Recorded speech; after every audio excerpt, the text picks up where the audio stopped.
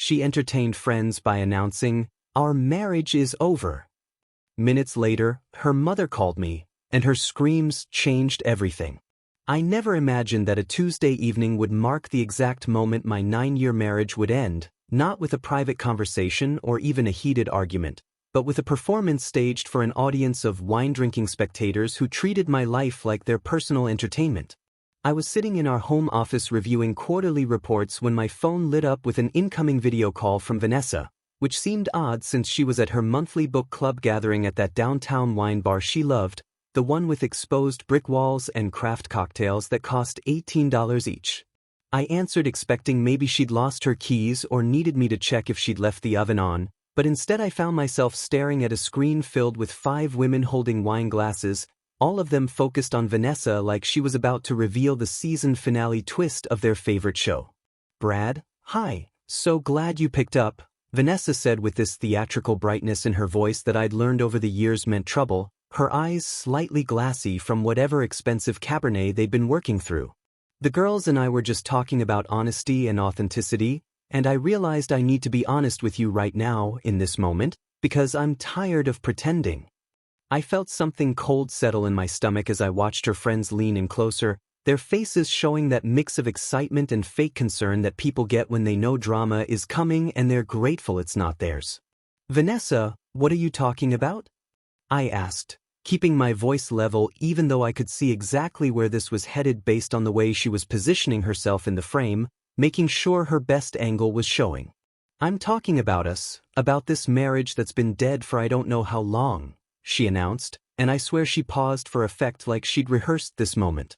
"I'm officially declaring that our marriage is over, done, finished, buried 6 feet under, and honestly, Brad, I think you'll be relieved too because we both know you're not happy either." The other women gasped on cue, one of them reaching over to squeeze Vanessa's hand in solidarity while another one muttered something about her being so brave. I sat there in our home office, surrounded by the furniture we'd picked out together, the framed photos of our wedding day still hanging on the wall behind me, and watched my wife perform our divorce announcement like it was a TED Talk she'd been invited to give. "Are you serious right now?" I asked, though I already knew the answer from the way she was soaking up the attention, her friends now chiming in with supportive comments about her deserving better and needing to live her truth. "I've never been more serious about anything," Vanessa said, her voice taking on that righteous tone she used when she wanted to seem noble and victimized simultaneously. "I'm done being trapped in a marriage with someone who doesn't understand me, who can't give me what I need emotionally, who treats our relationship like it's just another item on his boring checklist." Her friends nodded like she was dropping profound wisdom instead of publicly humiliating me for their entertainment. I could have argued, could have demanded she come home immediately so we could discuss this privately like adults, could have begged her to reconsider in front of her audience, but something in me just went completely calm. "Message received," I said quietly, looking directly at the camera so she'd see my face clearly. "Good luck with everything, Vanessa." Then I ended the call, set my phone face down on the desk, and sat in the silence of our home office for about 3 minutes just processing what had happened. The thing about being publicly humiliated is that it clarifies your thinking remarkably fast, strips away all the denial and hope you've been clinging to about maybe things getting better somehow. I picked up my phone and opened my banking app, navigating to our shared investment account that I'd set up 5 years ago when I got my first major promotion, the one that held about $73,000 in mutual funds and index investments. With 4 taps I removed Vanessa as a beneficiary and joint holder, watching her access disappear in real time.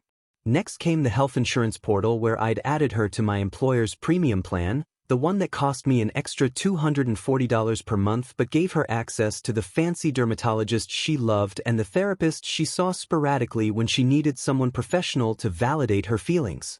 I submitted the life change request to remove her effective immediately, citing separation as the reason. I went through every shared subscription we had, the streaming services, the meal kit delivery, the premium grocery delivery app she used to order $70 bottles of organic olive oil, the cloud storage for her photography hobby, the music service, the meditation app she'd used exactly twice, and either canceled them entirely or removed her profile access. Then I called my financial advisor Robert, apologizing for the late hour but explaining that I needed to separate my investment portfolio from my wife's access tonight, not tomorrow or next week but right now. "Brad, I'm sorry to hear this," Robert said, and I appreciated that he didn't pry or offer useless platitudes. "Let me pull up your accounts and we'll handle the reallocation immediately. This should take about 20 minutes if you've got time now." While Robert worked his magic on the financial side, I changed every password on every account I owned or managed: email, social media, our home security system, the smart home controls, even the login for our grocery rewards program that Vanessa loved because it gave her discounts she could brag about to her friends. I sat there systematically dismantling 9 years of shared digital infrastructure with the same methodical approach I used for quarterly business reviews at work, checking items off my mental list with grim satisfaction.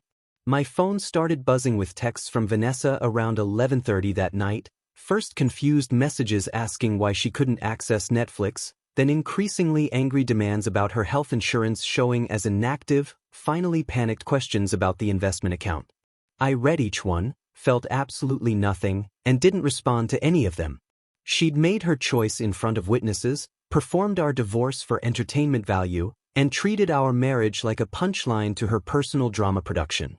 I was simply honoring her very public decision by taking it completely seriously, removing myself from her life in every practical way I could accomplish in a single evening. Around midnight I finally responded to her message thread with one sentence: "You announced our marriage was over in front of your friends, so I'm respecting that decision and separating our lives accordingly." Then I muted her contact and went to bed, sleeping better than I had in probably 2 years because at least now I knew exactly where I stood instead of wondering when the next manufactured crisis would detonate. I woke up at 6 in the morning to my phone vibrating so aggressively that it actually moved across my nightstand, and when I grabbed it half asleep I saw 17 missed calls from Dorothy, Vanessa's mother, along with a string of increasingly unhinged voicemails that started with fake sweetness and ended with threats involving lawyers and police. I called her back while making coffee, knowing this conversation was inevitable and figuring I might as well get it over with before my morning actually started. "Bradley, what the hell have you done?" Dorothy screamed the second she picked up, not even bothering with a greeting, her voice that particular pitch that meant she'd already worked herself into full outrage mode. "Vanessa is locked out of everything. I can't access my prescription medications because my card was declined at the pharmacy this morning, and you've apparently lost your mind overnight." I took a sip of coffee and leaned against my kitchen counter, letting her rant continue for another 30 seconds about what a selfish monster I was being, how I was punishing an innocent woman for one tiny mistake, how I clearly never loved her daughter if I could be this cruel. "Dorothy, are you finished?" I asked when she finally paused to breathe. "Because I need you to understand something very clearly. Vanessa publicly announced last night that our marriage was over, done, buried 6 feet under according to her exact words, and she did this in front of witnesses while streaming it to me live." The line went quiet for exactly 3 seconds before Dorothy switched tactics, her voice suddenly dripping with condescension like she was explaining basic concepts to a particularly slow child. "Bradley, honey, that was just wine talk. You know how the girls get when they've had a few drinks and start talking about their feelings. She didn't actually mean it seriously." I set my coffee mug down harder than necessary, feeling anger finally start to crack through my calm exterior. She looked directly into the camera and told me our marriage was officially over while her friends cheered her on and told her how brave she was being, I said slowly. "That's not wine talk, Dorothy, that's a public declaration of divorce, and I'm simply respecting her decision by removing all our financial entanglements like any reasonable person would do in this situation." Dorothy made this huffing sound like I was being deliberately obtuse. "Well, you can't just cut her off from everything without warning, that's financial abuse, and my son-in-law Trevor is a lawyer and he's already looking into what legal actions we can take against you for this stunt." Trevor was Dorothy's son from her first marriage, a personal injury attorney who handled car accident cases and had exactly zero expertise in family law, but I'd learned over the years that Dorothy loved threatening people with Trevor's legal prowess whenever she didn't get her way. "I have the entire video call recorded and saved in multiple locations," I told her calmly. "Vanessa announced our marriage was over in front of multiple witnesses, and I have documentation of every financial change I made along with timestamps showing they all occurred after her announcement, so please do have Trevor review those materials before he advises you on your legal strategy." I could practically hear Dorothy's blood pressure rising through the phone. "And what about my emergency card, Bradley? I've had that for 4 years. I use it for my medications and my weekly salon appointments. You can't just take that away from me." The emergency card was something I'd given Dorothy early in our marriage when she had some temporary financial troubles, a supplementary card on one of my accounts with a modest limit for genuine emergencies. Over the years it had evolved from occasional medication purchases to regular salon visits, grocery shopping trips, and random purchases that had nothing to do with emergencies but Dorothy had convinced herself she was entitled to. "That card was extended as a courtesy to my mother-in-law," I explained patiently. "Since Vanessa has declared that our marriage is over, you're no longer my mother-in-law, which means that courtesy is also over, Dorothy, and I'm sure you understand that I can't continue funding salon appointments for the mother of my ex-wife." She started screaming again about my selfishness and cruelty, about how Vanessa was absolutely devastated and crying in her childhood bedroom right now, about how I was going to regret this decision when I realized what I was throwing away. I waited for her to wind down before I spoke again. "If Vanessa wants to discuss anything, she can contact me through her attorney once she retains one," I said firmly. "All communication from this point forward should go through legal channels, and Dorothy, if you continue harassing me with phone calls, I'll have no choice but to document that as well for the court proceedings." I hung up while she was mid-sentence calling me an ungrateful bastard, then immediately blocked her number the same way I'd blocked Vanessa's after sending that single text last night. I finished my coffee in peace, got ready for work, and was backing out of my driveway around 7:30 when I noticed Vanessa's car parked across the street, her silhouette visible in the driver's seat just sitting there watching my house. I drove to work pretending I hadn't seen her, checking my rearview mirror periodically to confirm she was following me, which she absolutely was, staying about 3 cars behind like she thought she was being subtle. When I pulled into my office building's parking garage, she followed right behind me, parking in a visitor spot and jumping out of her car before I'd even gathered my laptop bag. "Brad, please, we need to talk about this like adults," she called out, her voice echoing off the concrete walls as she hurried toward me in heels that were completely impractical for chasing someone through a parking garage. I kept walking toward the elevator, not running but not slowing down either. "I don't have anything to discuss with you, Vanessa. You made your position abundantly clear last night in front of your entire book club." She caught up to me right as the elevator doors opened, following me inside even though I hadn't invited her and pressing the button for my floor like she had any right to be there.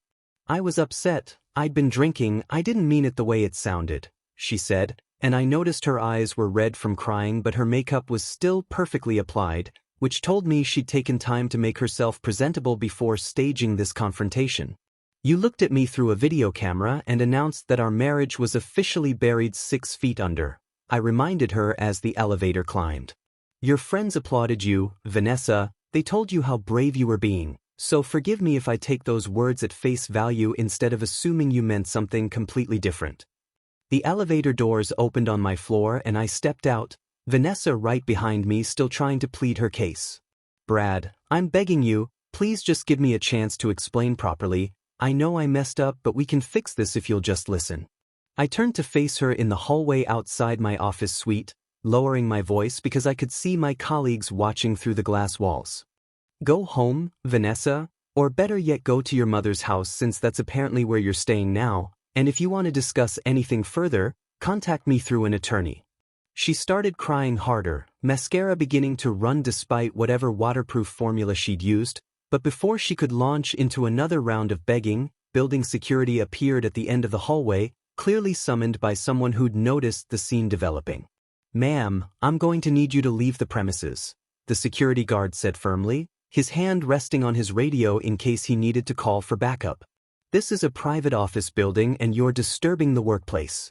Vanessa looked at me one more time with those running mascara tears streaming down her face, probably hoping I'd intervene and tell security it was fine, but I just stood there silently until she finally turned and walked back toward the elevator with the security guard escorting her.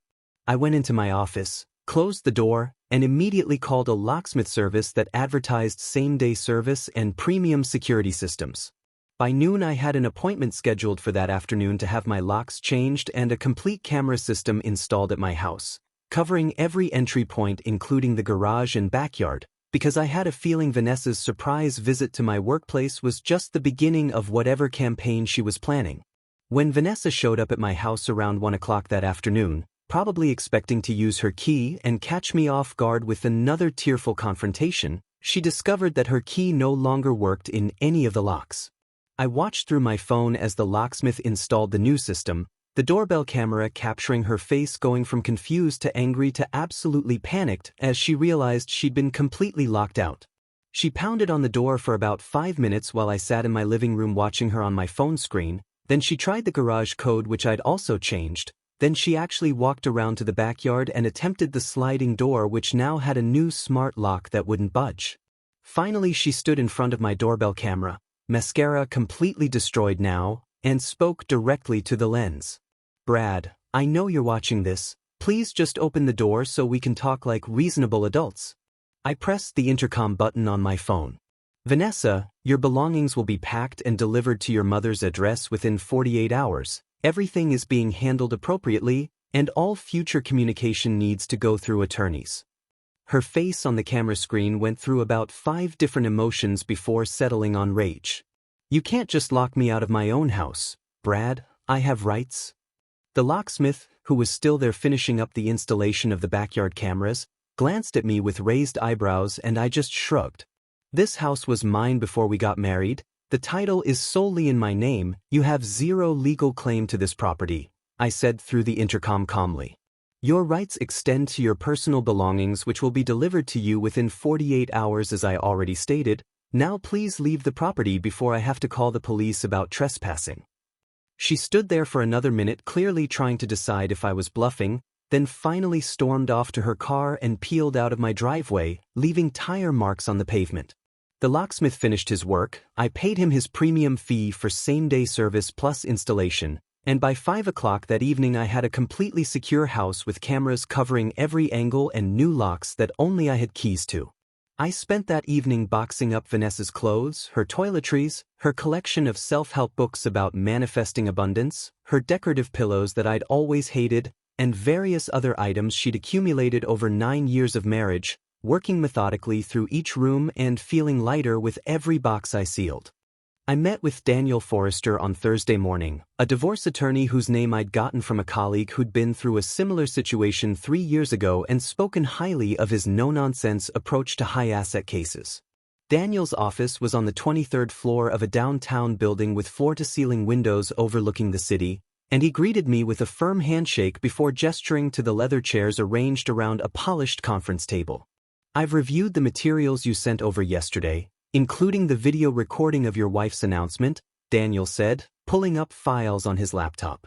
"I have to tell you, Brad, in 20 years of practicing family law I've never seen anyone hand their spouse such a clear-cut case on a silver platter like this."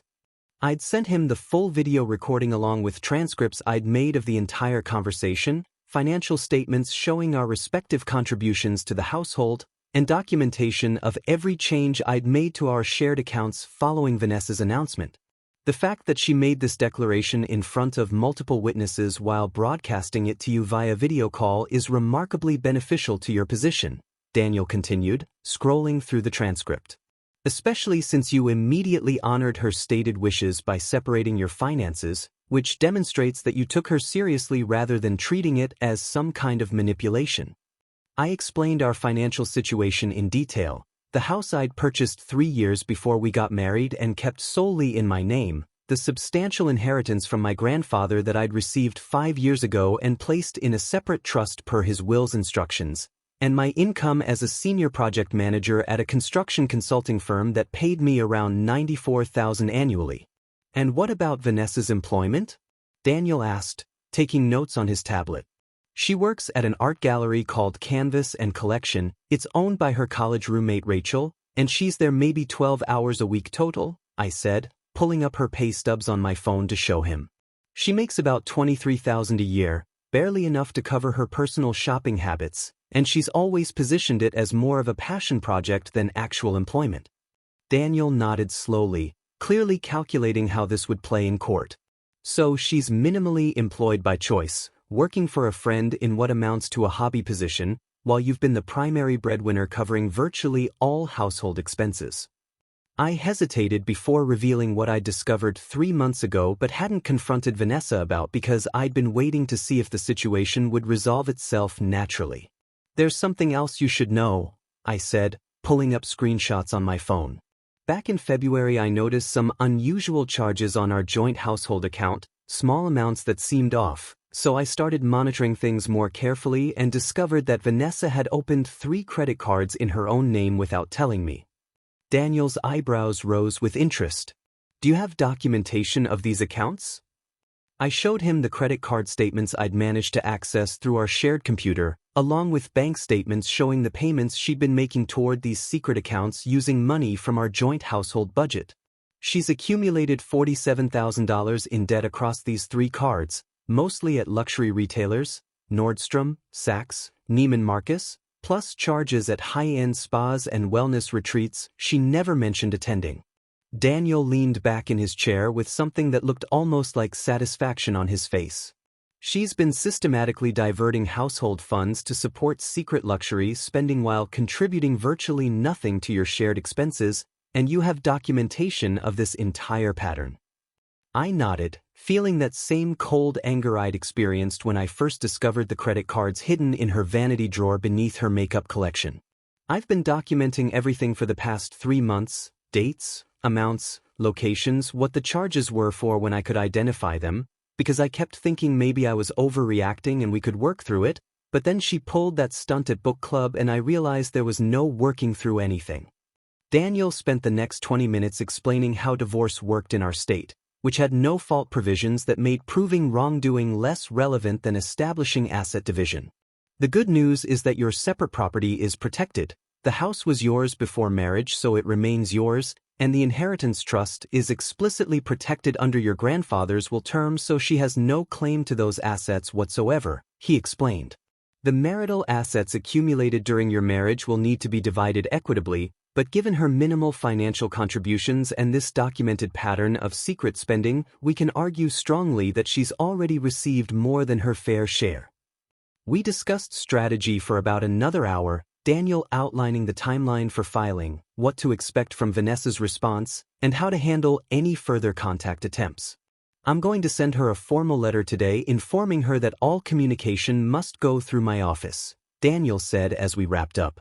This should reduce the harassment you've been experiencing, though be prepared for her to escalate before she accepts the reality of the situation. I left Daniel's office feeling like I'd finally taken control of a situation that had been spiraling for months, maybe even years if I was being honest with myself about when things had really started deteriorating.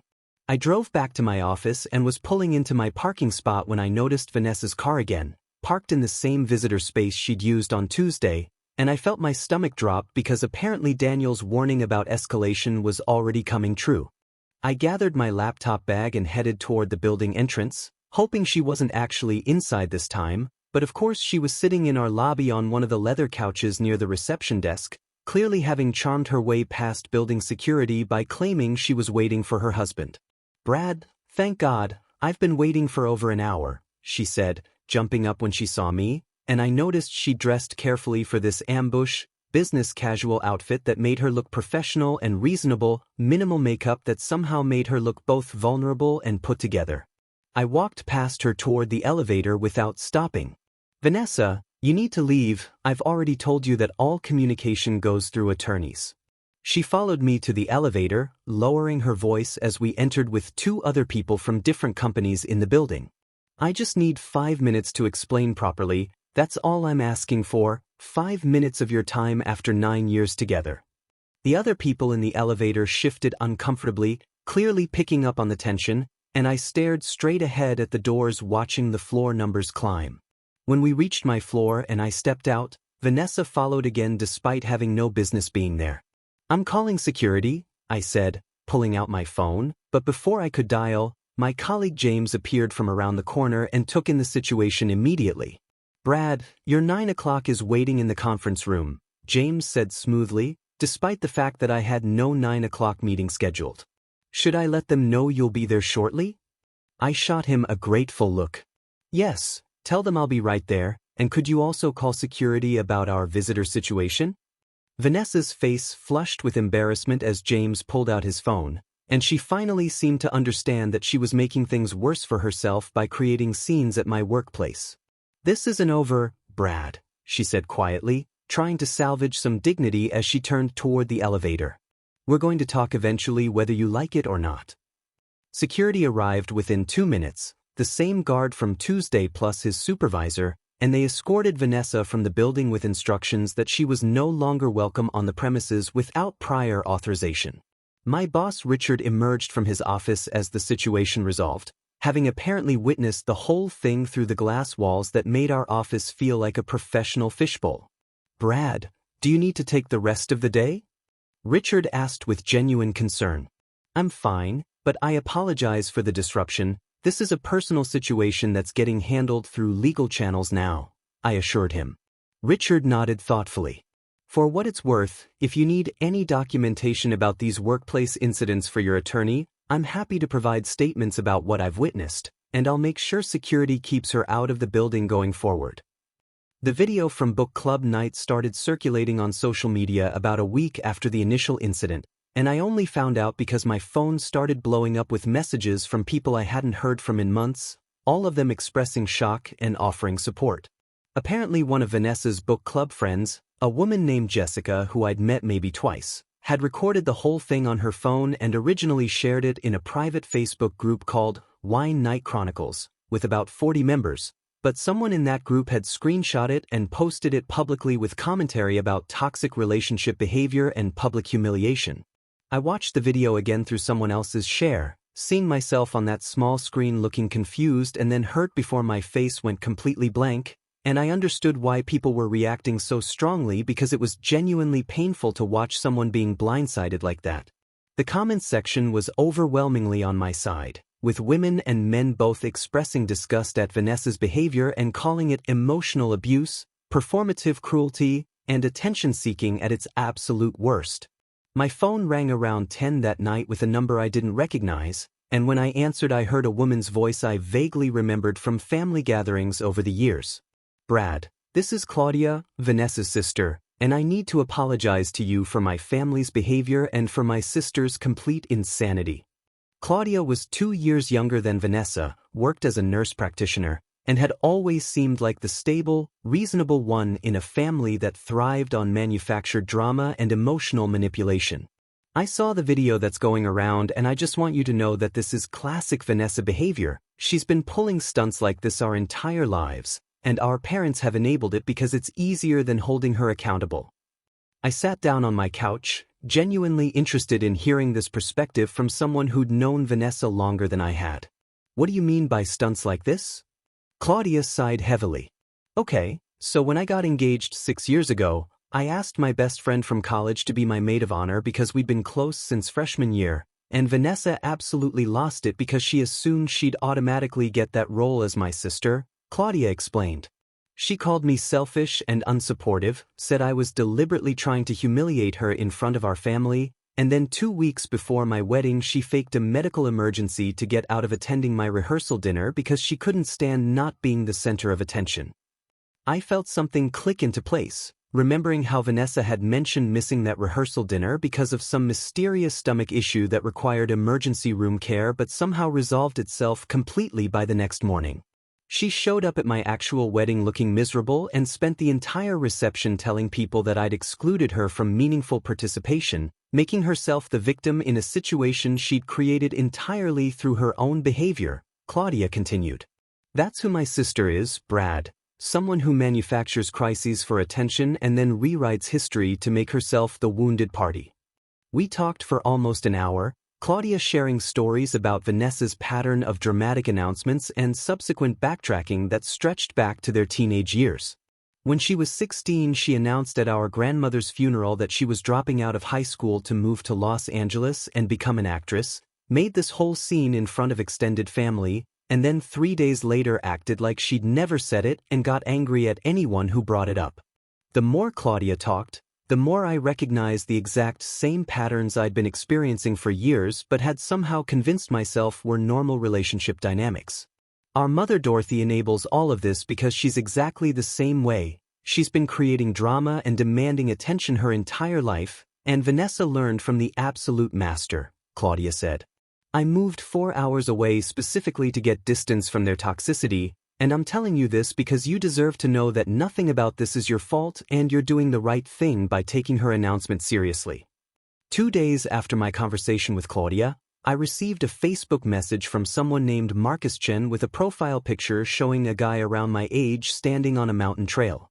Hey Brad, I know this is weird reaching out like this, but I saw the video of what your wife did and I felt compelled to contact you because Vanessa pulled almost the exact same stunt on me 4 years ago.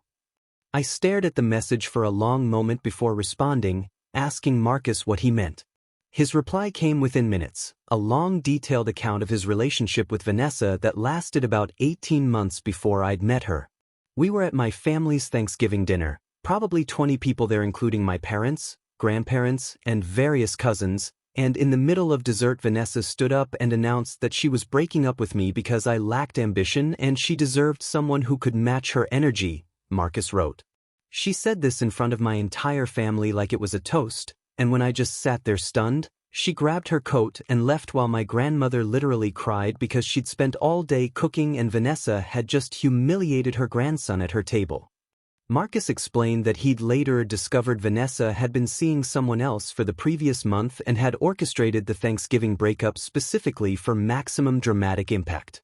She called me 2 weeks later crying and begging to get back together, saying she'd made a horrible mistake and the other guy wasn't what she thought, but by then I'd already blocked her on everything and moved on with my life, he wrote. I'm telling you this because you need to understand that her pattern is to create these massive public scenes and then act shocked when people take her seriously. I thanked Marcus for reaching out and asked if he'd be willing to provide a statement to my attorney about the pattern of behavior, which he immediately agreed to do. Honestly, I've been waiting 4 years for karma to catch up with her, and I'm glad you're not falling for her manipulation the way I almost did. Meanwhile, Dorothy's harassment campaign had escalated to the point where she was actually showing up at my office building, apparently having gotten the address from Vanessa. I was leaving work on a Wednesday evening when I found her waiting by my car in the parking garage, arms crossed and face set in angry determination. Bradley, we need to discuss this situation like mature adults, she announced, blocking my path to my driver's door. I pulled out my phone and opened the voice recording app, making sure she could see what I was doing. Dorothy, you're trespassing in a private parking garage and harassing me after I've specifically told you all communication needs to go through attorneys, and I'm documenting this interaction. Her face turned an impressive shade of red. You can't record me without my permission, that's illegal. Actually, in our state it was completely legal to record conversations you were personally involved in, but I didn't bother explaining that because building security was already approaching, having been alerted by the cameras that monitored the garage. Ma'am, you need to leave immediately or we'll call the police, the security guard said firmly, his hand already on his radio. Dorothy launched into a tirade about how I was ruining her daughter's life and destroying their family, how she'd always known I wasn't good enough for Vanessa, how I was going to regret treating them this way when I ended up alone and miserable. The security guard looked at me with raised eyebrows and I just shrugged, letting Dorothy exhaust herself with her performance. I'm going to need to escort you out of the building and you're now banned from this property, the guard said once Dorothy finally ran out of steam. If you return, you'll be arrested for trespassing.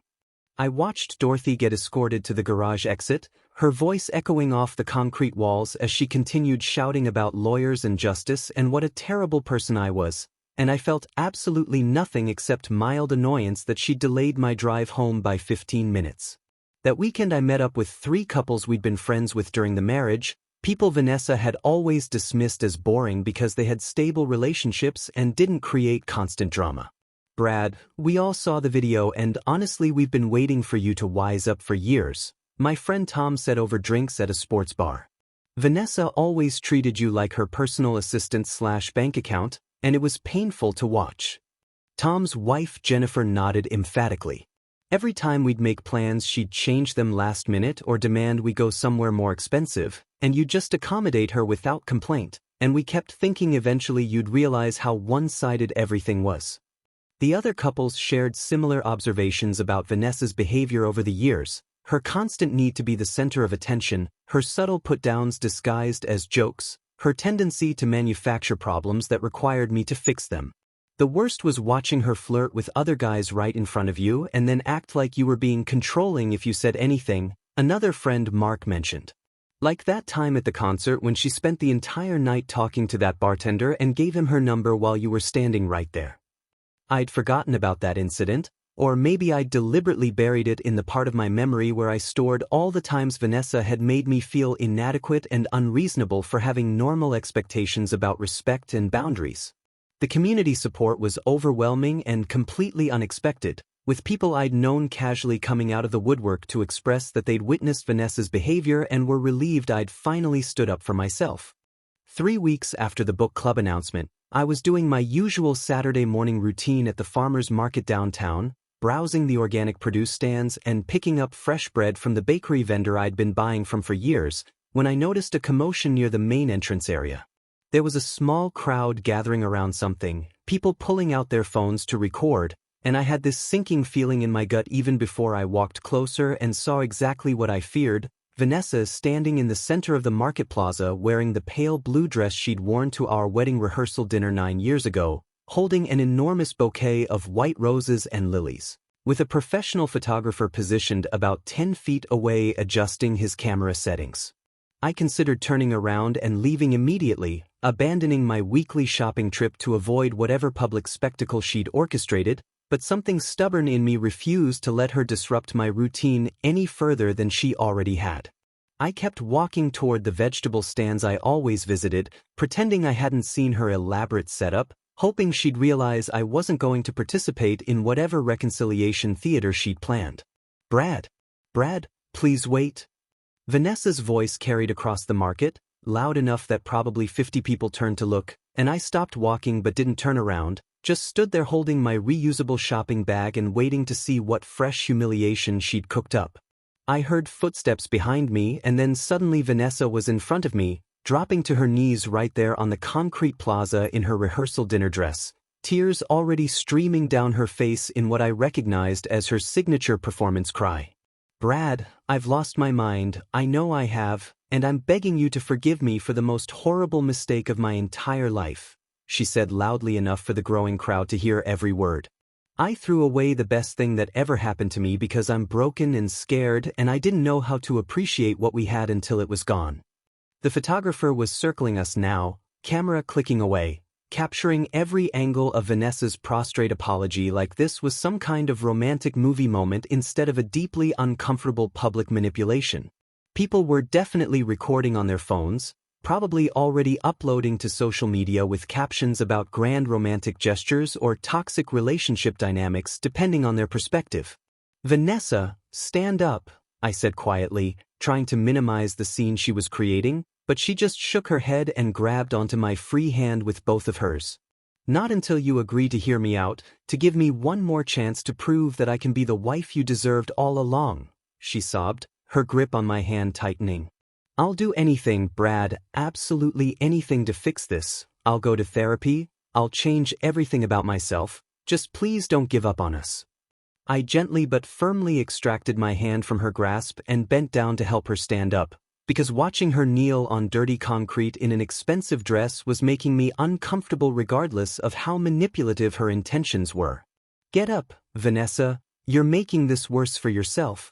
She let me help her to her feet but immediately threw her arms around me in a desperate hug, burying her face in my shoulder and crying so hard her whole body shook. The photographer moved closer, clearly trying to capture this moment of apparent reconciliation, and I suddenly understood exactly what she'd planned: stage a public reunion complete with professional photos she could post on social media to rewrite the narrative from "woman who publicly humiliated her husband" to "romantic gesture of true love conquering all." I stepped back from her embrace, putting physical distance between us while the crowd watched with rapt attention. "This performance isn't changing anything," I said clearly. What we had is over, and you need to accept that and move forward. Vanessa's face crumpled with genuine shock, like she'd fully expected this grand gesture to work, like she couldn't comprehend that I might actually mean what I'd been saying for 3 weeks. But I love you, Brad. I've always loved you. I just got confused and made a terrible mistake. The photographer lowered his camera, apparently realizing this wasn't going the way his client had promised it would, and I noticed him glancing around nervously like he was reconsidering his involvement in whatever this situation was. I'm going to continue my shopping now, I told Vanessa calmly, picking up my bag that I'd set down when she'd grabbed my hand. You should go home, and please don't contact me again outside of legal channels. I walked away while she stood there crying in the middle of the farmer's market, the photographer awkwardly packing up his equipment, and the crowd slowly dispersing now that the show was apparently over. Behind me I heard Vanessa calling my name a few more times, her voice getting increasingly desperate and shrill, but I just kept walking until I reached the vegetable stand and started examining tomatoes like nothing unusual had just occurred. The photographer caught up with me about 5 minutes later while I was selecting peppers, and he looked genuinely uncomfortable. Hey man, I'm really sorry about that. She hired me for what she described as a surprise anniversary renewal photo shoot, and I had no idea I was walking into some kind of stalking situation, he said quietly. She showed me photos from your wedding and everything seemed legitimate. I nodded, appreciating his apology even though he wasn't really the one who owed me anything. Not your fault, she's good at manipulating situations to get what she wants, and I'm sure she paid you up front so you're probably out that money now. He shook his head. Actually, I told her I'm not comfortable finishing this job and I'm refunding her deposit minus my travel fee, because whatever this is, it's not what I signed up for and I don't want my work associated with it. Later that week, a different kind of manipulation attempt occurred. I was in the middle of an important client presentation on Wednesday afternoon, walking my team through our quarterly projections with about 8 people in the conference room, when my assistant knocked on the door with an apologetic expression. Brad, I'm so sorry to interrupt, but there's an emergency call from your wife's family and they say it's urgent, she said, clearly believing this was a legitimate crisis. I excused myself from the meeting and took the call in my office, already suspecting what I'd find. Brad, thank God you answered. This is Vanessa and there's been a terrible accident, she said breathlessly, and I could hear what sounded like traffic in the background that was probably just pulled up on her phone. What accident? I asked, my voice flat because I'd already realized this was another manipulation attempt. I was in a car accident, just a minor one, but I'm really shaken up and the police are here and I gave them your name as my emergency contact, and I really need you to come down to the intersection of 5th and Morrison right now, she said, words tumbling out rapidly. I put her on speaker and pulled up a live traffic app on my computer, checking the intersection she'd mentioned, which showed absolutely no traffic incidents, no police presence, no accidents of any kind. Vanessa, there's no accident reported at that intersection, traffic is flowing normally, and you're not my wife anymore so I'm not your emergency contact. Silence on the other end for about 5 seconds. Okay fine, there's no accident, but I really needed to talk to you and I knew you wouldn't answer if I just called normally, she admitted, her voice shifting from panicked to defensive. So you lied about an emergency and manipulated my assistant into pulling me out of an important client meeting, and you somehow think this is going to make me want to reconcile with you? I asked, feeling that cold anger returning. She started crying again. I'm desperate, Brad. I don't know what else to do to make you listen to me, to make you understand how sorry I am and how much I need you. I hung up while she was mid-sentence and immediately called my attorney Daniel to document this latest incident. When I returned to the conference room, my client and team members were clearly curious about what emergency had pulled me away, and I made the decision to be honest about the situation.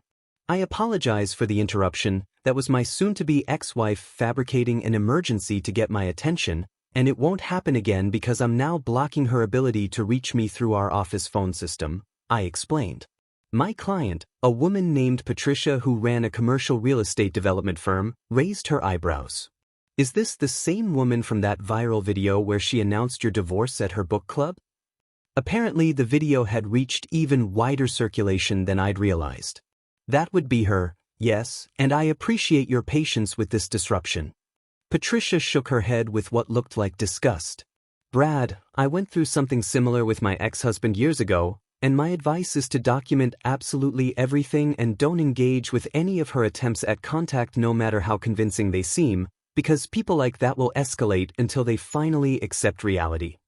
Over the next 2 weeks, Vanessa tried every manipulation tactic she could think of, starting with sending our mutual friends as intermediaries to plead her case. My friend Tom called me after Vanessa had apparently shown up at his house unannounced, begging him to convince me to meet with her just once. Dude, she was full-on sobbing on my front porch talking about how you were the love of her life and she didn't understand why you were being so cold, Tom reported. I told her that actions have consequences and she needs to respect your boundaries, and she actually got angry at me for not being more supportive. Jennifer had a similar experience when Vanessa contacted her through Facebook, sending long messages about their friendship and how Jennifer could help save a marriage by talking some sense into me. She kept saying you'd changed into a completely different person, that the Brad she knew would never be this heartless, and I finally had to tell her that you hadn't changed at all. She just never bothered to notice who you actually were beneath the convenient ATM machine she'd been using. Then came the apology letter, delivered to my house by certified mail requiring my signature. It was 6 pages long, handwritten on expensive stationery, and read less like genuine remorse and more like a creative writing assignment about what remorse should sound like.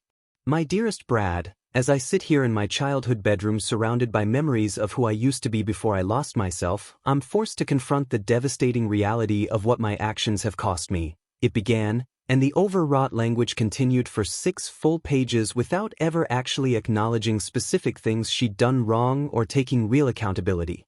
The letter talked about her journey of self-discovery and growth, about the lessons she was learning through this painful experience, about how our relationship had taught her what true love meant, but it never once said, "I'm sorry for publicly humiliating you," or, "I was wrong to treat you like a financial resource instead of a partner."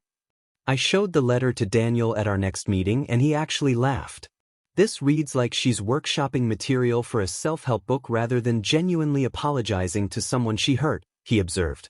"Keep it for our files but don't respond to it in any way."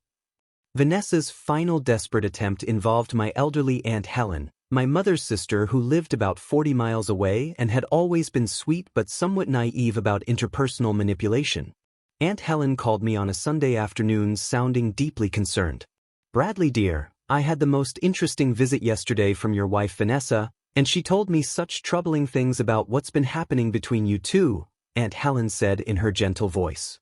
"She seems absolutely devastated and mentioned something about a misunderstanding that got blown out of proportion." I explained the entire situation to Aunt Helen, the public announcement, the viral video, the harassment campaign, the fake emergency, all of it, and I could hear her perspective shifting in real time. "Oh my goodness, that poor girl painted a very different picture entirely. She made it sound like you'd simply had a disagreement and you were punishing her by refusing to communicate," Aunt Helen said. "I'm so sorry, dear. I should have called you first before letting her manipulate me into intervening." 4 months after that infamous book club video call, I found myself sitting in a courtroom on the 3rd floor of the county courthouse, wearing my best suit and watching Vanessa and her attorney huddle together at their table whispering urgently about something.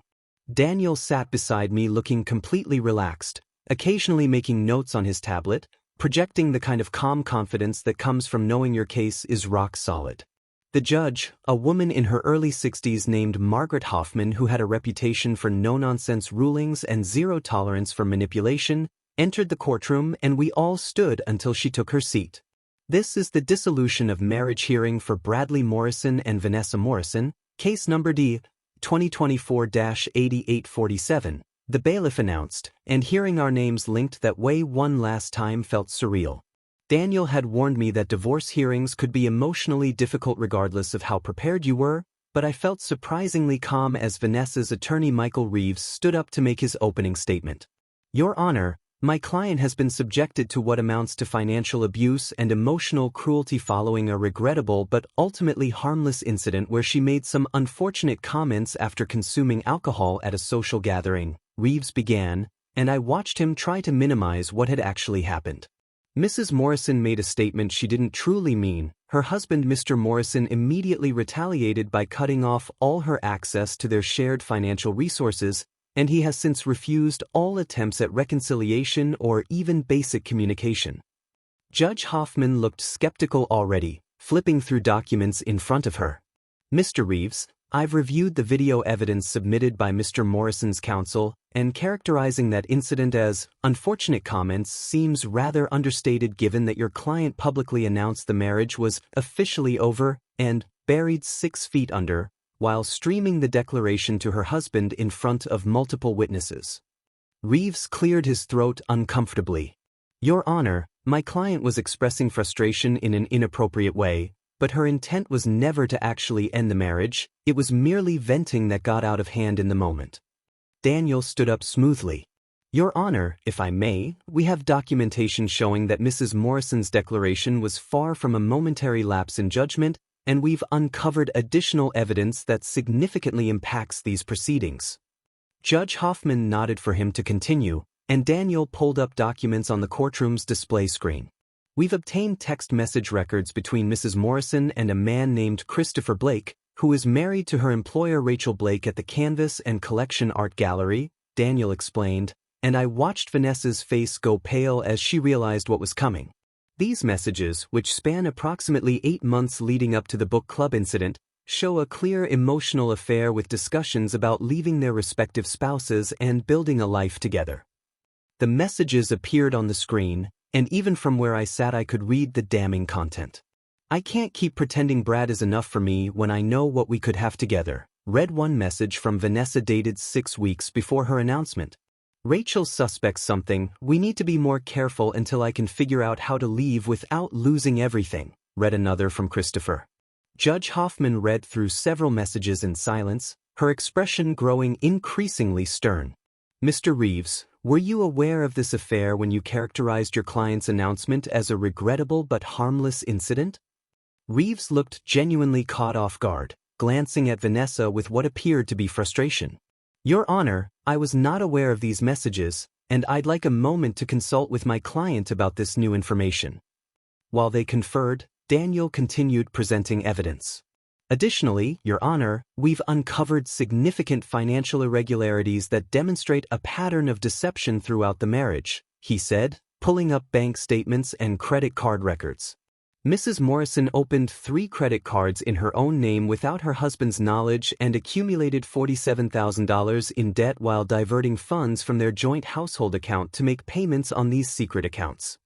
The financial forensics were laid out clearly on the screen, highlighted transfers from our joint account labeled as groceries or utilities that actually went to credit card payments, statements showing luxury purchases at high-end retailers, spa treatments costing thousands of dollars. Furthermore, we have evidence that Mrs. Morrison was systematically siphoning money from their household account into a hidden savings account she maintained separately, Daniel continued, and this was news even to me. Over the course of 14 months, she transferred a total of $23,000 in small increments designed to avoid detection, money that Mr. Morrison believed was being spent on legitimate household expenses. Judge Hoffman leaned forward, studying the financial records with obvious interest. Mrs. Morrison, did you open these credit cards and this savings account without your husband's knowledge? Vanessa stood up shakily, her attorney putting a hand on her arm in warning. Your Honor, I was trying to establish some financial independence because I felt controlled in the marriage, and the savings account was for emergencies in case something happened. The judge's expression suggested she wasn't buying this explanation. You felt controlled in a marriage where your husband was covering virtually all expenses while you worked minimal hours at a friend's gallery, so you responded by secretly accumulating tens of thousands in debt and hiding household funds? Reeves jumped in quickly. Your Honor, my client has struggled with anxiety about financial security stemming from her difficult childhood, and these actions, while misguided, came from a place of fear rather than malicious intent. Daniel stood again. Your Honor, we also have testimony from Mrs. Morrison's own sister Claudia Patterson, who has provided a sworn statement about her sister's pattern of creating dramatic situations for attention throughout her life, and from a previous boyfriend Marcus Chen who experienced similar public humiliation tactics during their relationship 4 years ago. The next 20 minutes involved testimony about Vanessa's history of manufactured crises, her sister's detailed account of the rehearsal dinner incident and other examples, Marcus's statement about the Thanksgiving breakup announcement, and character witnesses from my side including my boss Richard who described the workplace harassment incidents. Throughout all of this, Vanessa sat at her table crying quietly while her mother Dorothy shifted in her seat in the gallery behind her, occasionally making disgusted noises that earned her warning looks from the bailiff. Finally Dorothy couldn't contain herself anymore.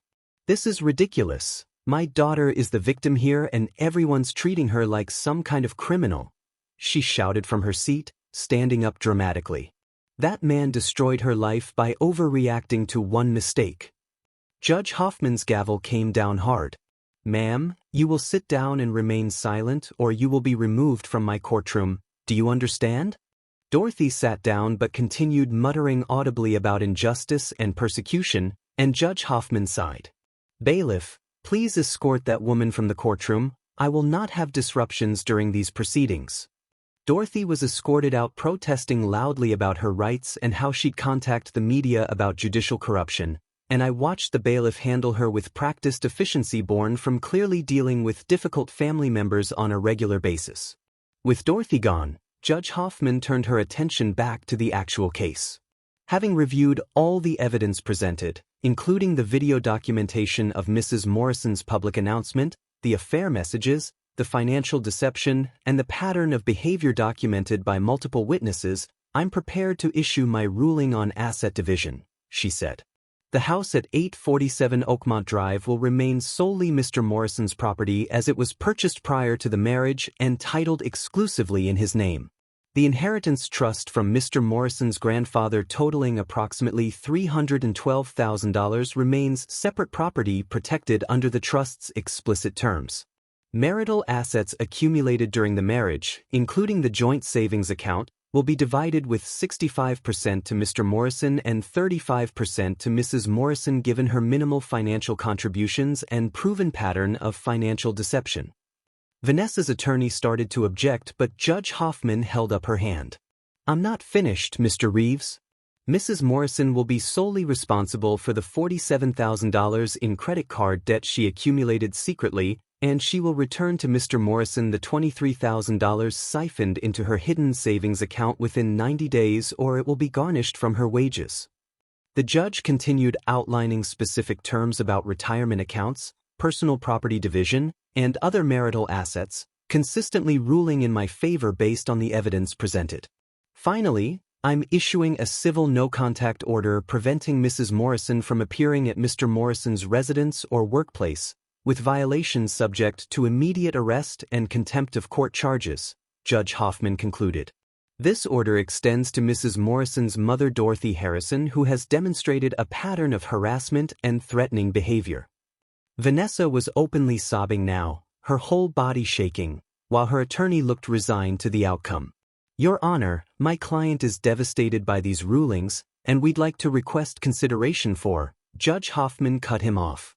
"Mr. Reeves, your client made her choices and those choices have consequences, and I would strongly advise her to accept this ruling and move forward with her life rather than engaging in further attempts to manipulate or harass Mr. Morrison." As we filed out of the courtroom, I felt this profound sense of closure settling over me. Daniel shook my hand. That went about as well as we could have hoped for. The judge saw right through her victim narrative and ruled based on actual evidence. I glanced back at Vanessa being comforted by her attorney, still crying into tissues, and felt no satisfaction in her distress but also no guilt about protecting myself. What happens if she violates the no-contact order? I asked Daniel as we walked toward the elevator. She gets arrested immediately and faces contempt charges that could include jail time, and honestly, Brad, that order is probably the best protection you could have asked for because now there are real legal consequences if she continues her harassment campaign. 8 months after that video call changed everything. I stood on the rooftop garden of my new downtown condo watching the sunset paint the city skyline in shades of orange and gold, my hands dirty from transplanting tomato seedlings into the raised beds I'd built last weekend. The condo was everything the house I'd shared with Vanessa wasn't: modern, efficient, entirely mine, with floor-to-ceiling windows and this incredible rooftop space where I'd started growing vegetables as a hobby that had quickly become something close to meditation. I'd sold the old house within 6 weeks of the divorce being finalized, taking a decent profit that I immediately invested in this place, and I hadn't looked back once. The weight I'd lost wasn't from stress or heartbreak but from training for a marathon with a group from work, something I'd always wanted to try but Vanessa had dismissed as boring and pointless since it didn't involve her being the center of attention. My colleague James had invited me to join their running club about a month after the divorce proceedings started, and what began as just a healthy distraction had evolved into genuine friendships with people who actually seemed interested in my life beyond what I could provide for them. We met 3 mornings a week at 6 a.m. to run various routes through the city, and the conversations during those runs covered everything from work challenges to personal growth to completely ridiculous debates about whether hot dogs counted as sandwiches. These were stable, drama-free people who showed up when they said they would, who didn't manufacture crises for attention, who understood that relationships were supposed to add value to your life rather than constantly draining you. I'd also reconnected with my old college mentor Professor Richards and started volunteering at a financial literacy nonprofit he'd founded called Future Forward, teaching workshops for young adults about protecting their assets, recognizing financial manipulation in relationships, and building genuine wealth instead of just performing wealth on social media. The first time I shared my story with a workshop group, the public humiliation, the secret debt, the manipulation tactics, a young woman in her early 20s had raised her hand and said her boyfriend was doing similar things, and watching her face as she recognized the patterns had made me realize how valuable this perspective could be for others navigating similar situations. Every Saturday morning I taught a 2-hour workshop on financial boundaries in relationships, and the attendance kept growing as word spread about the practical, experience-based advice we offered. I'd started casually dating again about 3 months after the divorce finalized, nothing serious at first, just coffee meetings and casual dinners with women I met through friends or the running club, relearning what it felt like to have conversations where I wasn't constantly calculating costs or managing someone else's emotions. Then I met Lauren at a charity 5K run that our company had sponsored. She was a pediatric nurse raising money for childhood cancer research, and we'd ended up running the course together after I'd offered to pace with her since she was nervous about finishing. I haven't done a 5K since college, she'd admitted as we jogged through the park. But my patient Sophia asked if I'd run for her since she can't right now because of treatment, and how do you say no to a 7-year-old fighting leukemia? The way she talked about her patients with genuine affection and concern, the way she didn't pull out her phone every 3 minutes to check social media, the way she actually asked follow-up questions about my work instead of just waiting for her turn to talk, it all felt refreshingly normal and healthy.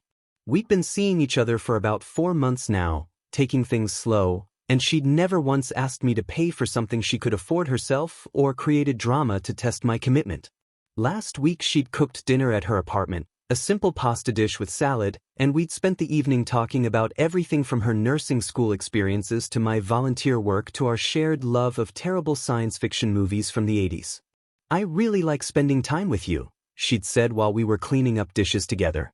"You're so genuinely interested in hearing about my day, my patients, my thoughts about things, and I realize that sounds like such a low bar, but you'd be surprised how many guys treat dates like interviews where they're just waiting to talk about themselves."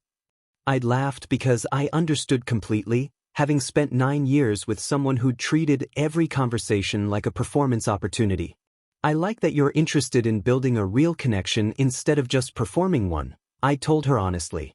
Meanwhile, through the inevitable social media grapevine and mutual acquaintances I couldn't completely avoid, I'd heard bits and pieces about Vanessa's deteriorating situation.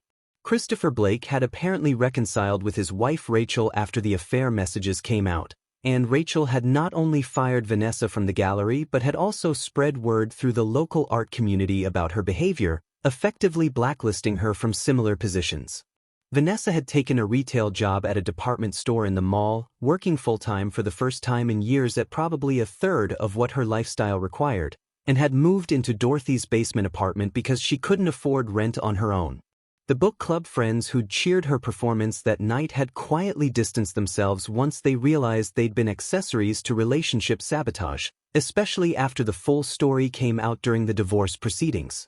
Her Instagram account, which used to showcase carefully curated luxury lifestyle content, had devolved into vague posts about overcoming adversity and recognizing fake people, with engagement dropping from hundreds of likes to maybe 20 on a good day. About 6 months post-divorce, Vanessa had apparently tried to claim she was the victim of financial abuse on social media, posting a long tearful story about how her ex-husband had controlled all their money and left her with nothing, but multiple people including Claudia and some of her former book club friends had pushed back in the comments with facts about the court case and the video evidence, and she deleted the post within hours. I felt no satisfaction seeing her struggle, just profound relief that I was no longer responsible for managing her manufactured crises or funding her performance of a lifestyle she couldn't actually afford. My life had become quieter, calmer, focused on building genuine connections and pursuing interests that actually mattered to me rather than constantly putting out fires Vanessa had set just to feel important. Last Tuesday evening I was having dinner with Lauren at a quiet bistro downtown, discussing her idea to start a community garden at the hospital for patients and staff, when my phone buzzed with a message from Tom. "Heads up, Vanessa just posted something pretty unhinged about you on Facebook, but it's getting ratioed hard by people correcting her version of events." I showed Lauren the message and she raised her eyebrows. "Do you want to look or just ignore it?" I thought about it for maybe 5 seconds before putting my phone back in my pocket. "I've got better things to focus on," I said, and meant it completely. The court order protected me legally, the truth had already come out publicly, and Vanessa's attempts to rewrite history were only damaging her own credibility further. Lauren smiled and reached across the table to squeeze my hand. "I love that you don't get pulled into drama, it's such a refreshing quality in a person." We spent the rest of dinner making plans for the following weekend. She wanted to check out a new hiking trail about an hour outside the city. I wanted to show her the volunteer workshop I taught on Saturdays, and I realized this was what a healthy relationship felt like, 2 people building something together instead of one person constantly taking while the other gave endlessly. The marathon I'd been training for was scheduled for next month, and Lauren had already signed up to volunteer at one of the water stations so she could cheer me on when I passed through. My rooftop garden was producing more tomatoes and peppers than I could use, so I'd started bringing the excess to share with colleagues and neighbors, building community connections that felt genuine and reciprocal. My savings account had grown substantially without Vanessa's constant drain on resources, and I'd started seriously considering a career move to a position with more responsibility and better work-life balance. Life wasn't perfect or dramatic or Instagram-worthy, but it was mine, built on authentic relationships and genuine values rather than performance and manipulation. Standing on my rooftop that evening watching the city lights begin to twinkle as darkness fell, I felt something I hadn't experienced in years, complete peace about my choices and genuine excitement about my future, whatever that might hold.